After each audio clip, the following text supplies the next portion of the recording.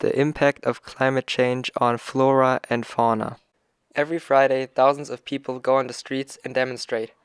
But what are they demonstrating for? Their goal is to stop the climate change, stop the global warming, and prevent future trouble. Because the climate has more impact on our lives than we might think. German wine growers are one of the few winners of climate change.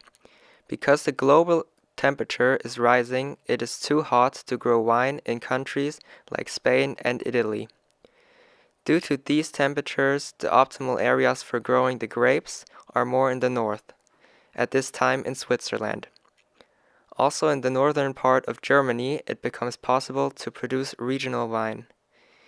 The downside is the lack of hills, which makes it a problem to find the right sun orientation. Over time, farmers in Schleswig-Holstein will harvest more and better wine. One example for the climate change in Germany is the angular crab, also known as Gonoplax rhomboides. Normally, the crab lives in the northeast Atlantic and in the Mediterranean Ocean.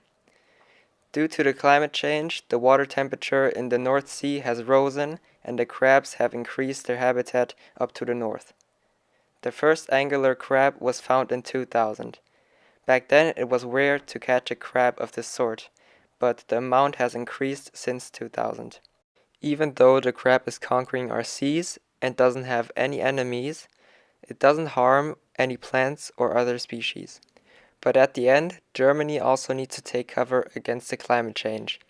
The climate change leads to many dangers. The most known and most dangerous tick in Germany gets affected by the climate change. The in the southern part located tick prefers warm locations and is more active in those. Therefore, it will increase the population north sides and spread their diseases rapidly. To put it all together, the climate change has a big impact on our life, even more than we think.